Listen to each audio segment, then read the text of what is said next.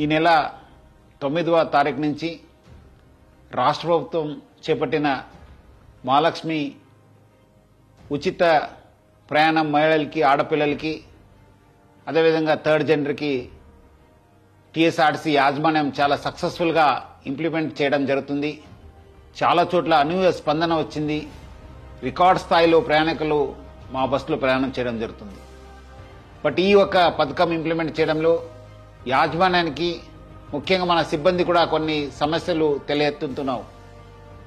ముఖ్యంగా చాలామంది మహిళలు తక్కువ దూరంకి వెళ్లే వాళ్ళు కూడా మన ఎక్స్ప్రెస్ బస్సులో ఎక్కి దూర ప్రాంతం వెళ్లే ప్రయాణికులకి ఇబ్బంది కలిగించే విధంగా ప్రయాణం చేస్తున్నారు.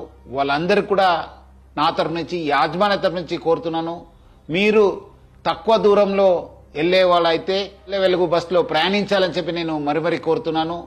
అదేవిధంగా కొంతమంది మహిళలు స్టేజ్ కాకుండా మధ్యలో, రోడ్ మధ్యలో ఆపడము, లేదంటే ఎక్కడ కావాలో అక్కడ ఆపండి అని చెప్పి అడుగుతున్నారు. దీనివల్ల కూడా చాలా దూర ప్రాంతంలో వెళ్లే వాళ్ళు కూడా చాలా ఇబ్బంది కలుగుతుంది.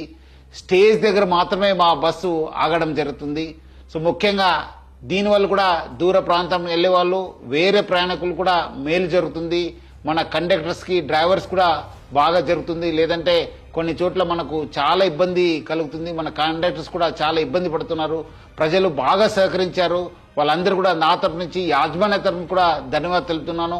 వచ్చే రోజు కూడా ఈ ఒక స్కీమ్ ని ఇంప్లిమెంట్ చేయడానికి మహిళలు, ఆడపిల్లలు, థర్డ్ జెండర్ వాళ్ళందరూ కూడా సహకరించాలని చెప్పి నేను మరీ యాజమాన్య తరఫు నుంచి అందరు కోరుతూ, మహిళా లోకానికి, ఆడపిల్లలకి, థర్డ్ జెండర్ అందరూ కూడా నేను యాజమాన్య తరఫు నుంచి కూడా సహకరించేందుకు పేరుగా ధన్యవాదాలు తెలుపుతున్నాను.